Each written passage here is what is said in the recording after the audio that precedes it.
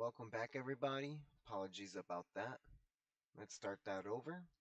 All right, what you need to know about the official websites. So, the official launch, the Department of War launched this portal on May 8th, 2026, not that long ago, as part of the Presidential Unsealing and Reporting System for the UAP encounters, the Pursue. Aliens.gov status. This domain was registered by the Cybersecurity and Infrastructure Security Agency, the CISA, in early 2026. While it sparked significant speculation, official reports indicate the initial batch of 162 declassified files is currently housed in the war.gov and aaro.mil platforms. Security. Stick to official.gov or .mil extensions to ensure you are on legitimate government servers. Be wary of similarname.com or .net sites that may host misinformation or malware. So what's in the release? It includes 162 files featuring a mix of videos, roughly 41 minutes of footage, including firefly-like orbs and infrared recordings. The moon mission date, transcripts and images from Apollo 11, 12, and 17 where astronauts reported bright light sources and identified particles. And FBI and NASA records, declassified cables, and lab renderings of ellipsoid bronze metallic objects reportedly seen as recently as September 2023. Hmm. So the government plans to continue releasing these documents on a rolling basis every few weeks. All right, and so let's start off here. A news report, Pentagon's new UFO website drew 340 million hits within first 12 hours, administration official says. And the site, war.gov, we click here, it'll take us there. All right.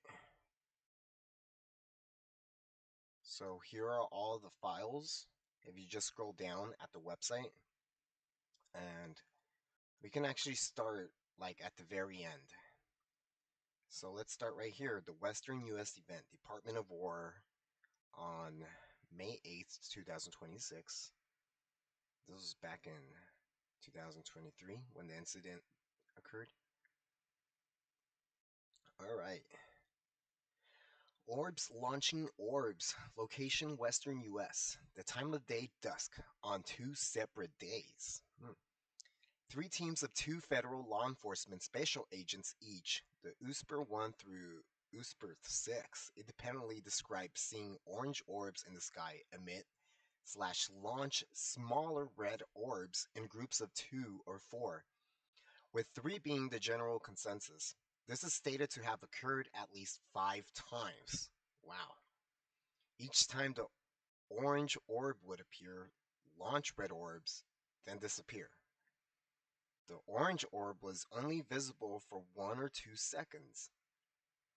The red orbs would generally move away from the orange mother orb in a horizontal path, but in a couple of instances, one red orb was stated to move heading up at an angle, while another witness stated sometimes the red orbs would swoop down after being launched from the larger orange orb. So these events were witnessed by multiple teams from varying locations and vantage points over a 2-day period. Wow. Due to the sequential nature of the events, it is not known whether there was a single orange mother orb that released a group of red orbs or whether there were multiple orange orbs at play. All right. So this document is a summary of statements by 7 U.S. persons employed by the federal government who separately reported observing several unidentified anomalous phenomena in the western United States over the course of 2 days in 2023. The summary notes the U.S. persons reported 4 distinct categories of experiences, including observing orbs launching other orbs at a distance, observing a large stationary glowing orb at a close estimated range, pursuing a large phenomenon near the ground, and observing a large seemingly transparent phenomenon reported to being akin to a translucent kite. Huh. Although there is no technical data directly associated with this report, contextual factors such as these events sharing features with other reported to the All Domain Anomaly Resolution Office (AARO), the reporter's credibility, and the potentially anomalous nature of the events themselves combine to make this report among the most compelling within AARO's current holdings. Ooh, download. Oh, okay. So this is what we just read. Large fiery orb. Oh, this is an artist rendering. Hmm, that's really interesting. All right, let's read through it. The large fiery orb. You know, my mom actually had a story of seeing one of these back in Mexico. I'll talk about that later. The location was Western U.S. The time of day was dusk. So, two federal law enforcement special agents, USPR 5 and USPR 6, witnessed a glowing orange orb at a distance of approximately 500 to 600 meters, where it was perched close to a rock pinnacle. Size was difficult to determine, but it appeared to be similar in size to a small helicopter cockpit.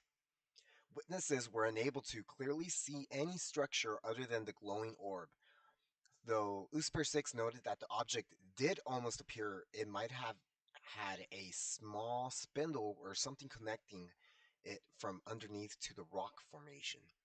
Witnesses stated that the object did not emit any noticeable sound. The object was described as being similar to the Eye of Sick Sauron from Lord of the Rings, except without the pupil, or maybe an orange storm electrified bowling ball. USPR 6 stated that the object seemed to be hovering with zero resistance or movement, or to be suspended.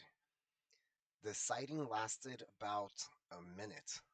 The measurements later gathered by AARO assesses the objects to have been 1,050 meters away from the observers. Measurements later gathered that by AARO assesses the object to have been between 12 to 18 meters in diameter. Oh wow, 12 to 18 meters. That's pretty big. That's like that's like half the size of an Olympic pool, a 50-meter pool. All right, dark kite. A dark kite. Interesting. A red light here, a white light. Huh. So this was in the western U.S. and the time of day was pre-dawn hours. Two federal law enforcement special agents, USPR 5 and USPR 6, observed what is initially thought to be a car traveling along a road in a restricted zone. The car had two lights, one red and one white, that are about 2 to 3 feet off the ground. Agents pursued the car as they got to within a few hundred feet of it. The object suddenly moved off the road over the desert without changing its orientation with respect to the observers. An example, it appeared to move laterally at an estimated speed of 15 to 20 miles per hour. The object didn't change height and appeared to move with zero resistances. The object stopped about 100 meters off the side of the road and turned off its lights. USPR 6 described the object as a thin line from the back, whereas the other agents, USPR 5, stated that it almost looked like an ill-defined dark kite shape that had some rounded width to the sides. Hmm.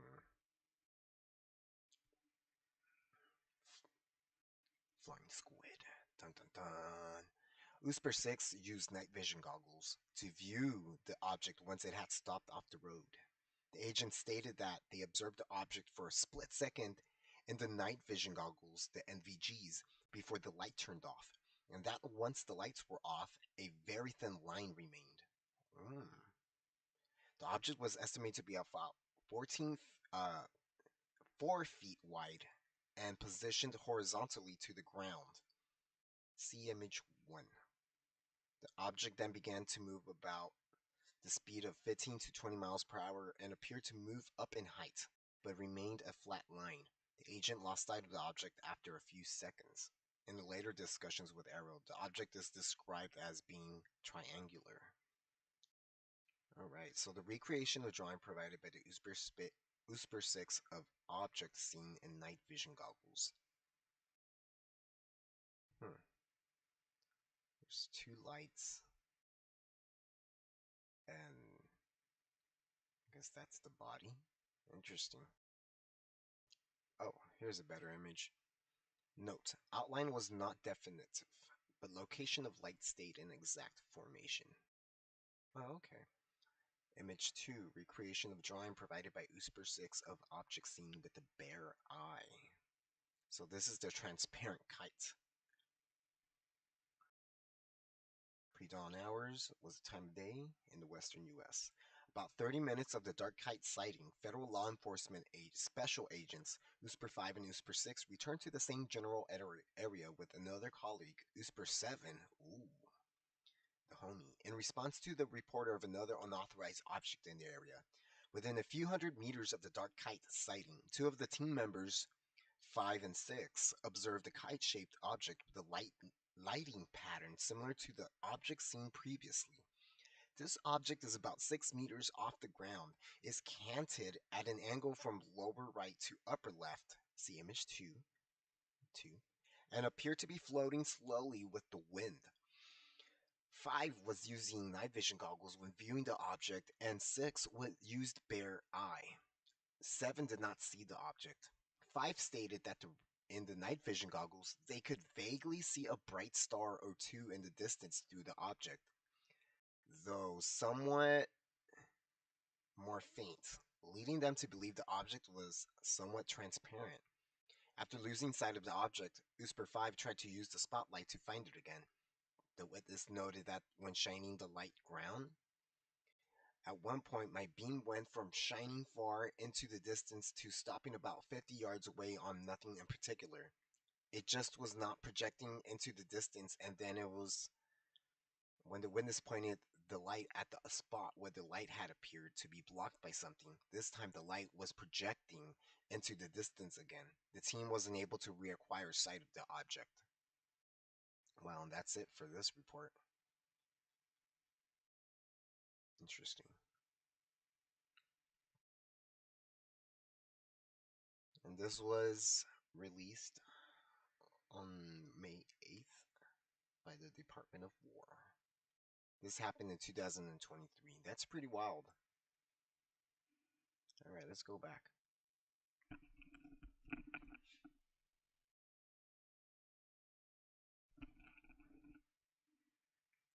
Next one. USPR statement about UAP sightings. Oh. Redactions have been made to protect the identity of... Oh.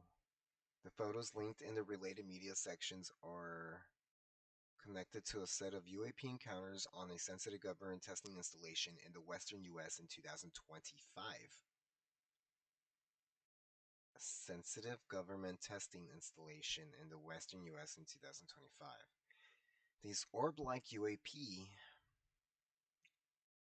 unidentified phenomena, or UFOs, were observed at various ranges by multiple, and in some cases simultaneous, government personnel and sensors. So they all saw it together. The linked narrative is an FBI collected count from senior U.S. intelligence community officials who witnessed the UAP with the naked eye. While accompanied by two pilots under night vision goggles, other pilots in separate aircraft and ground-based observers with night vision also witnessed UAP during the exercise. The photos of UAP underneath the helicopter are from the same set of observations taken through night vision devices by ground-based personnel. What does the red say? Okay. Funny how it started off like right here. Anyways, let me read this part. This is an FBI 302 interview conducted with a senior U.S. intelligence officer regarding his first-hand account of a unidentified aerial phenomena, or UFO, encountered at the U.S. military facility. USPR relayed to FBI agents that he and other federal and state personnel conducted searches to where orbs had been previously seen. After searching the area with a helicopter, they found a super hot orb hovering over the ground, The orb is reported to have traveled for 20 miles at speed too fast for the helicopter to in pursuit. In addition, swarm of lights were seen moving in all directions. A total of 4 or 5 additional orbs were seen shortly thereafter for a short time, flaring up and then down. This pattern of 4 or 5 orbs flaring up, then down continued over the next 30 minutes across the area. Now let me read the red part. Redactions have been made to protect the identity of the eyewitnesses, the location of the government facilities, or potentially sensitive information about military sites not related to UFOs. No redactions have been made to any files released under President Trump's directive concerning information about the nature of existence of any encounter reported as a UFO or related phenomena. Now let's go through it. Oh, here's some images. Oh, oh. Look at that little black dot right here. That's what they captured. Alright, that was the first image. Here's the second image. I got a little bit closer. Third image. Let's take a second to look at that.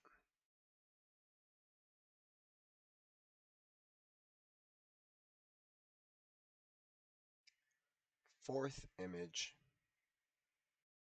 As you can see, the terrain, it's moving across the terrain. It's not the same anymore, so it's covering terrain pretty fast. You see now it's over. It's not in that same picture anymore. It's moved pretty far. You know, that's all the information that's blacked out. It's important to keep our information safe. Alright, moved again, completely out of the last picture. This thing's covering pretty good distance. Imagine we had vehicles like that. That'd be pretty cool. Take my money. That'd be fun. Oh, look, it's not black anymore. It's more metallic or glowy. Maybe we can zoom in. No? No.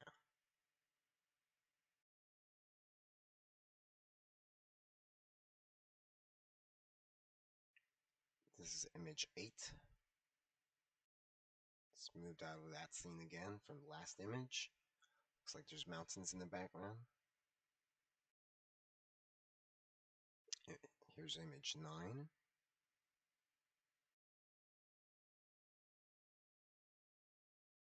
It's right up here. Boop. Wow. It's moved away from the mountains, I guess. This was 12/31/99. So in this, so right before, a little bit before New Year's, or right on New Year's Day. You know, there's only 24 hours in a day, so it happened at 18. So 4 hours. That'll be 6 hours actually.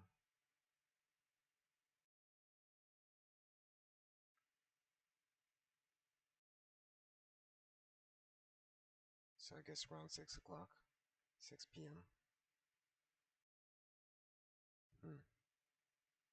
Next photo. Where were we? Man, they have a lot of photos. We're right here.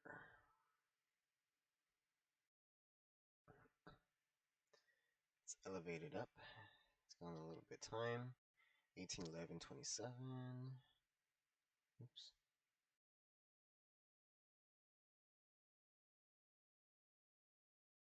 18/11/27, 18/11/34. So 7 seconds after, it's gone this much higher. So let's see, 34.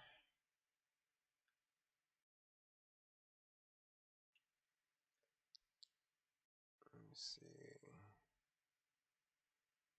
Oh, that's the one we just saw.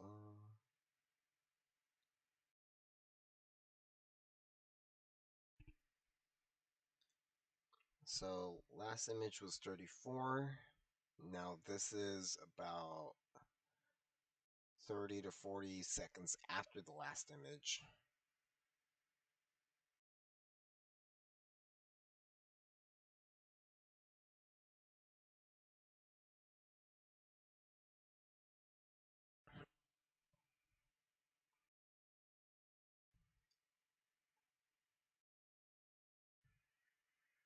Now I don't even see it. It's just out of view from that same image. Just zooped. I like to zoop too. Okay. Oh, there's the helicopter. So we know it's smaller than the helicopter. Or it looks like it is. Or maybe that's not the helicopter? I'm not sure.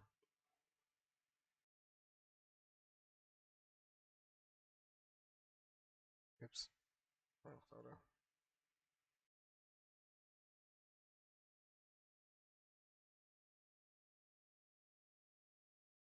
Oh, that's the right photo. Caught a glimpse of it again. 8, 9, 10.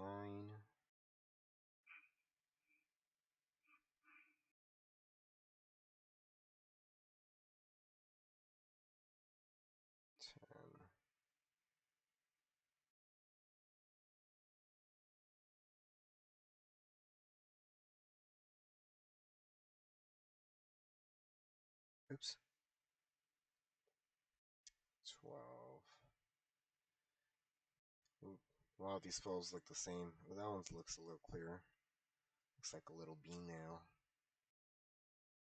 Oh, that's pretty close.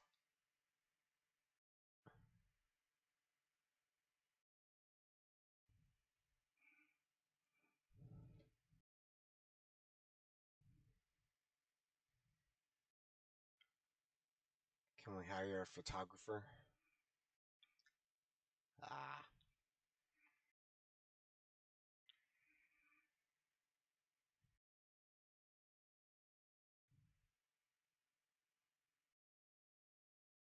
that's the image before.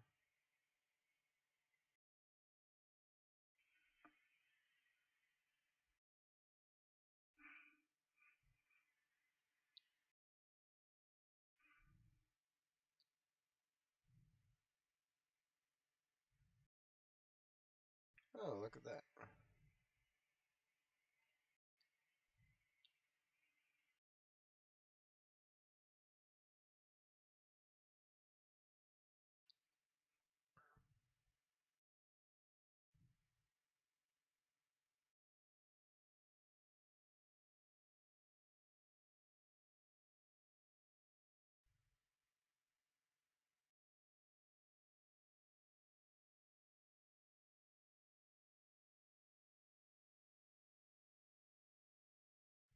Hmm.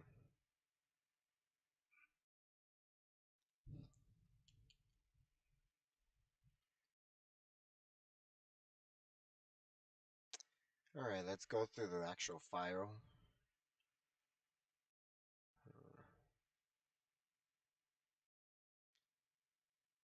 This file has limited permissions. You may not have access to some features. New permissions. File permissions commenting. No content copying. No editing file content. Content copying for accessibility. Blah, blah, blah. Okay. Oh, this is the only one in the file? I guess this is the only thing they're letting me see. Wild.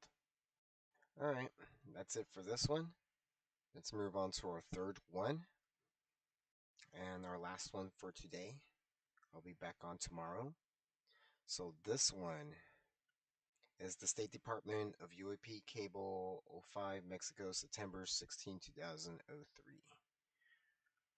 Wait, what's this? Oh no, that's something different. State Department of UAP Cable 5, Mexico, September 16, 2003. Alright. Let's see. On September 12, 2023.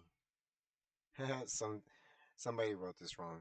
On September 12, 2023, the Mexican Congress heard testimony on UAP from experts related to the debate about an aerial space protection law, which, if approved, would make Mexico the first country to formally acknowledge the presence of alien life on Earth. Okay, let's say that one more time. On September 12, 2023, the Mexican Congress heard testimony on UAP from experts. So the Congress heard testimony from UAPs about UAPs from experts related to the debate about an aerial space protection law. So they were debating on passing an aerial space protection law, which is basically acknowledging alien life on Earth. On Earth. Experts experts asked legislators to recognize UAP guarantee airspace security and allow UAP to be studied. Oh, okay. They presented to alleged alien corpses and videos of Mexican pilots' encounters with fast-moving flying objects during flight. Disagreement about the efficacy and validity of the purported alien corpses. Okay. Let's go through it. Alright. Unclassified. Whatever this thing means. 9DU. Alright. MRN. 23 of Mexico. 2544. Day September 16, 2023.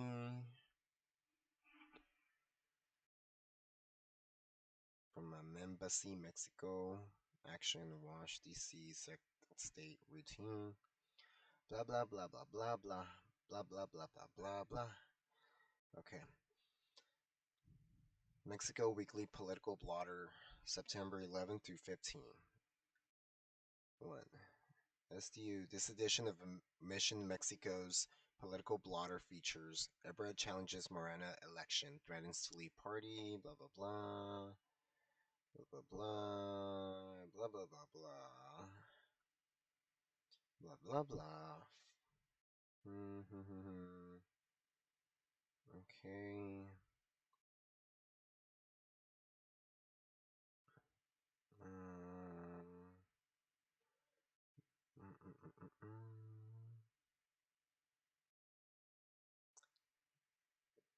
I don't think any of this actually has to do with any of it. It's just about their political parties.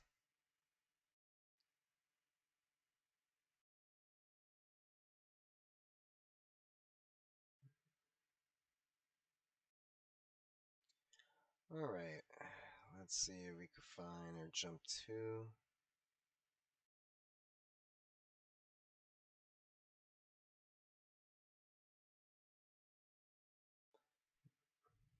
Oh, there we are. Mexican Congress hears testimony on alien life. Good thing we skipped through all of that because it has nothing to do with it. Alright, Congress heard testimony on unidentified aerial phenomenon, UAPs, UFOs, September 12 from experts including from Mexican journalist Jamie Maussan and former U.S. Navy pilot Ryan Graves, who previously testified before the U.S. Congress. The hearing was to debate language on UAP and the Aerial Space Protection Law, which, if approved, would make Mexico the first country to formally acknowledge the presence of alien life on Earth. Experts asked legislators to recognize UAP, guarantee airspace security, and allow UAP to be studied. Experts also presented to Congress two alleged alien corpses and videos of Mexican pilots' encounters with fast-moving flying objects during the flight. After the hearing, released in full, Graves lamented the display took away from his and other pilots' experiences with UAP and expressed disappointment with Maussan's unsubstantiated stunt. Scientists have discredited discredited previous alleged alien corpses Masan presented as evidence of alien life. I remember seeing DNA samples being taken from here, from them, like the actual, like doing the process. I saw them do the video and everything. Mexican journalist Jaime Maussan presented the alleged remains of non-human beings to Congress. Yeah. We all, for anybody who has seen the videos and whatnot, we all know the truth. It's already out there. Everybody already knows. All right, so signature Salazar, blah blah blah, blah blah blah, proof by blah blah blah, blah blah blah blah blah blah blah, unclassified, released in full. All right.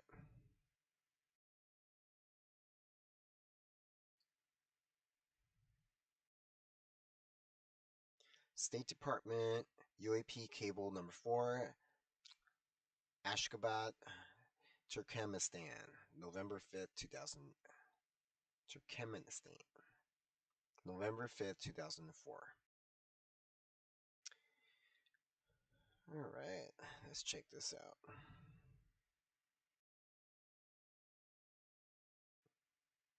Hmm, interesting. Not a lot to read, but let's go through it.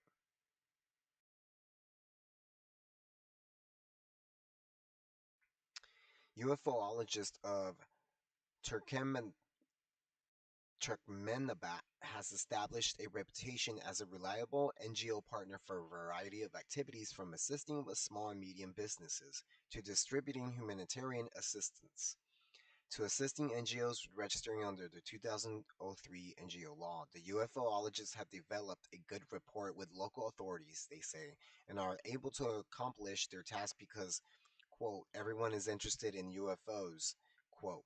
The UFOologist's next initiative is to publish an independent newsletter, the first in independent Turkmenistan. 2. In the appearances of deceiving world of Turkmenistan, it almost seems fitting that one of the USG most reliable implementers is equally committed to looking for life on another planet. And summary: UFOs in Turkmenabat. On November 5th, DCM and USAID director met with the board of and interested members of the Union of UFOologists of Turkmenabat, Lebat, Welayet province. The Union of UFOologists is working on a 8,532 grant to assist other local NGOs navigate the NGO registration process of the new NGO law.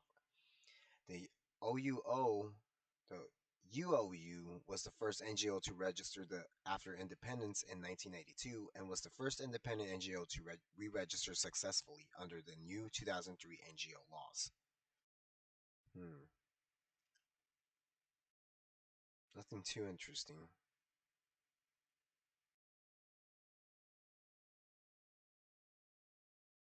Let me breeze through this.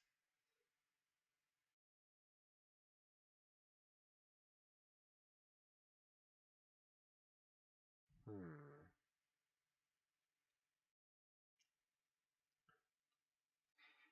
So let's read the summary. UFOologists of Turkmenistan has gained a positive reputation as a reliable partner for the U.S. states and Turkmenistan to be bemusement of the cable's author in the buildup of civil society organizations within the country. The reputation has become earned because everyone in Turkmenistan apparently is interested in UFOs.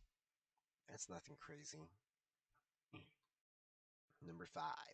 State Department UAP Cable 03, Tbilisi, Georgia. How do you even pronounce that? On October 28 to 29, there was an incident alleged by the Georgian Foreign Ministry that Russian aircrafts have violated Georgian airspace and bombed areas of Kadori, George. Russians denied any of the claims and said that it could have been UFOs. Cable authors note that Russians typically engage in the bold lie when they wish to conceal actions. What?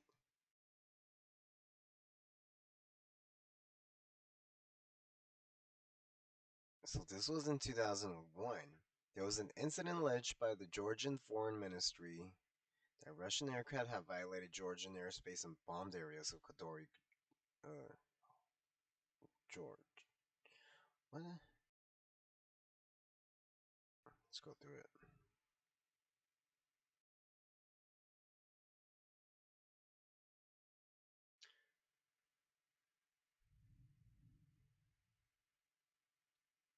The ambassador stressed that such incidents, if true and if continued, could be disastrous for U.S.-Russian relations and spoil the upcoming summit meeting of our presidents and the U.S.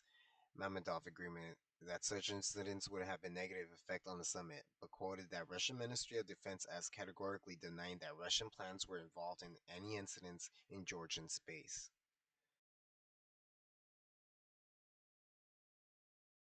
It probably was UFOs. You know, there's always stories about them interfering when people are trying to launch missiles, and they'll deactivate the missiles. One, two, three, four, five, six.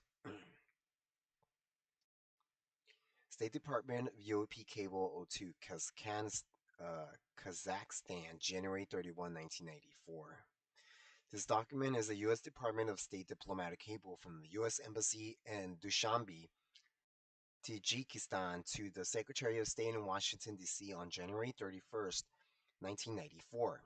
On January 27, 1994, one Tajik pilot and three American citizens encountered a UAP flying a 747 jet at 41,000 feet over Kazakhstan. Object was a bright light of enormous intensity and approached over the horizon to the east at great speed and a much higher altitude.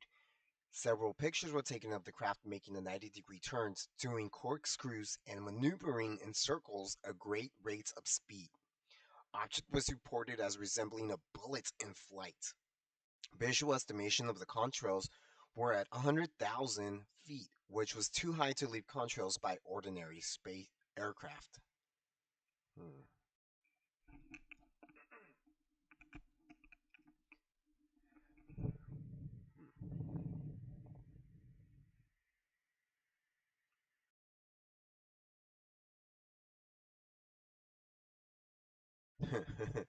uh, at number three, to our suggestion that the object might have been a meteor entering and skipping off the Earth's atmosphere, Rhodes and his crew were adamant that they had seen thousands of falling stars.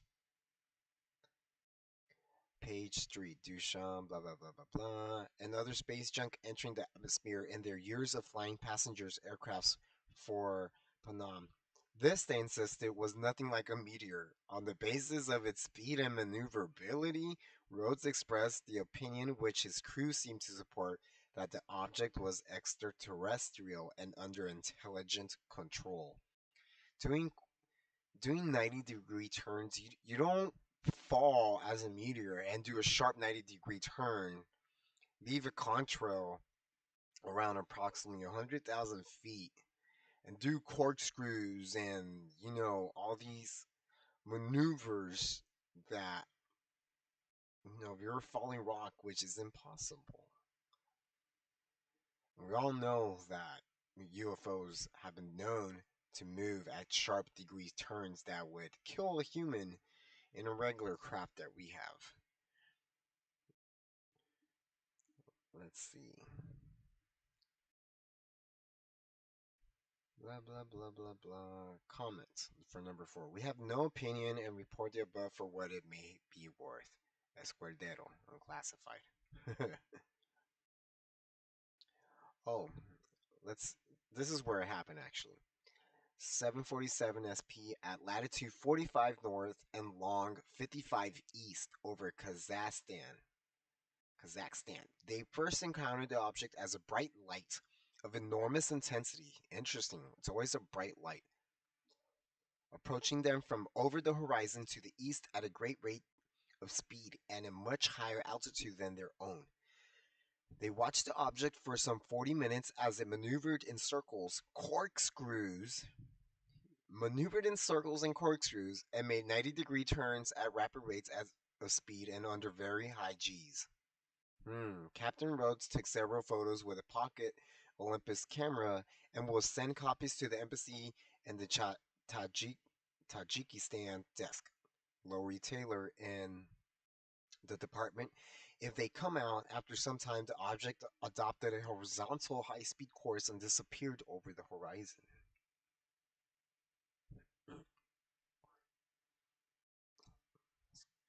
And this is the beginning. Tajik Air Chief Pilot Amseed Ed Rhodes and his two American pilot colleagues reported January 29th that on January 27th, they had encountered a UFO while flying at 41,000 feet in their Boeing